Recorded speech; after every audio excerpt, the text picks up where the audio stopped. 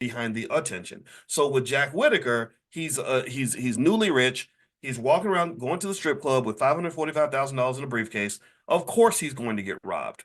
Of course the strippers are going to try to scam him. Of course these things are going to happen. So all these things occurred and it ruined his life. It made him say, I wish I had never won the lottery because now my life is worse because of the money than it was before I even had the money. And so don't ever think that money always makes your life better. Money is powerful, right? Money has the ability to accelerate the direction of whatever you're already doing. So if you're already doing stupid stuff, then money gives you the ability to do more stupid stuff. If you're already going to crash the car, money just speeds the car up. So instead of crashing the car at 40 miles an hour, you're now going to crash the car at 180 miles an hour, which is going to increase the likelihood that your car is going to explode and that you're going to die. So to some extent, having less money and less power, it means for some of us, when we don't have consciousness, it means that you have less ability to destroy yourself. Right. So sometimes not having the money, this is why when you protect your wealth in the next generation, you got some kids in your family that don't need to have a whole bunch of money because you're gonna ruin them. Like he gave all that money to his granddaughter. His granddaughter died at 17. Had she not had all that money, I'm willing to bet you that she probably wouldn't have died at 17. It's sad. I mean, again, my heart goes out to them. I'm not saying I told you so at all. That's not the goal here. The goal is to say, to talk about what money does. His granddaughter's name was Brandy, by the way.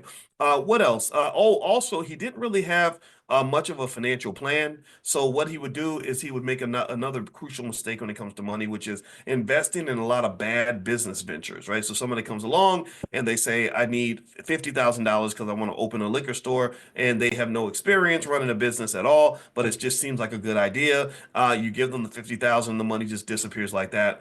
Be careful with those businesses that your friends bring to you because it's easier to get your money in than it is to get your money out. We've talked about this. That's called liquidity. Liquidity is the ability to take your equity and convert it into cash.